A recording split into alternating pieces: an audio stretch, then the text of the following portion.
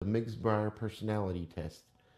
I am an INFJ, pretty much verified of that, and there's certain traits and views of the personality. It's rare, and as as someone who has this rare personality type, I'm constantly in fear of turning to the dark side of that.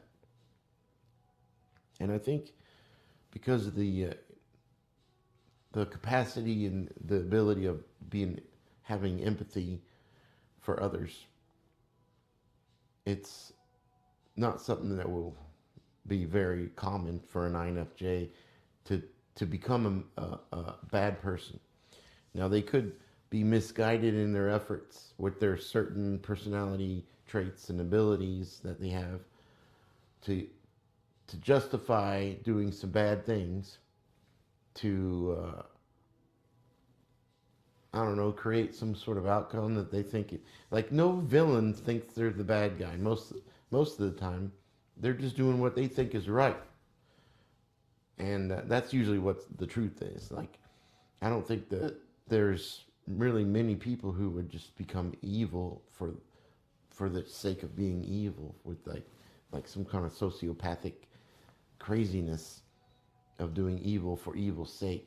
They have a justification in their mind about how this is like a response to how they've been treated and like a defense thing, and that's and they're doing this is the sacrifice of manipulating and being evil and hurting certain people for the greater good. It's for the greater good.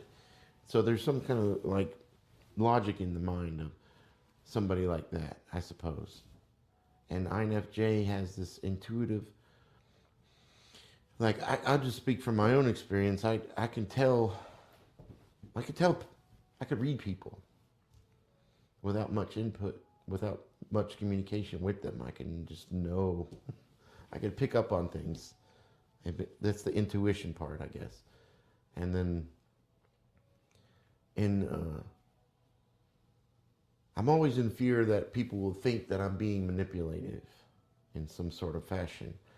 But there's another term for that, being like a chameleon. I guess it's part of the trying to make peace feeling with others, to just try to blend in and try to go, that I have a way of, the INFJ or me as an INFJ has a way of understanding what people are about and how they think and stuff.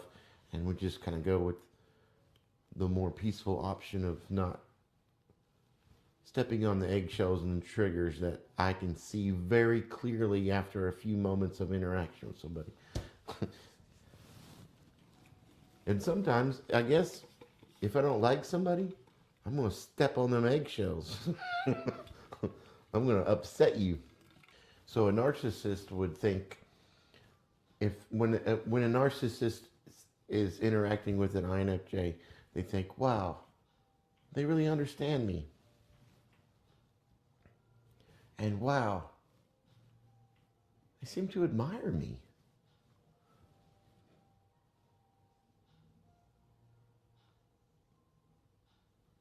And they would view, a narcissist would view an INFJ as valuable because they get attention and validation from them. And a narcissist would try to see how far they can control an INFJ, see what boundaries they can push and how much influence they can have over them. Because they're getting validation from the empathy side of an INFJ, and they want to see how far they can take it. And if you're a newbie to the INFJ self-understanding, you will be, you might accommodate these narcissists, but I've come to really detect them. I can see them a mile away now. And if I have to interact with them, it's going to be like salt in the wound. So that they don't even come close to me. I have a huge shield that is going to go up when I sense narcissism is near. I think there is some value in taking the Miggs Bar personality test and understanding yourself. I think it's pretty close to true reflection of all these different personalities that exist, I suppose. And it's not like a ironclad science or anything like that. There's nuances to it, but when, for me, when I learn about what the INFJ personality traits are, it just is all makes sense to me. And it may be like, you know how you get a horoscope or something like that, like, oh, if you're Aquarius, then this stuff is, you should think this is what you are about and all that. Like the astrological signs, they try to be vague and like that type of stuff. So it may be something along those lines, but I think it's more specific than that. And it seems to make sense to me when I look into some of the stuff. But who knows? I mean, if anybody is in the dishonest, or they would if they take that test and they're dishonest, or they say what they think they're supposed to say, then they're not going to get a good result for the personality if they're not completely 100% honest in every answer. And you got to think about it,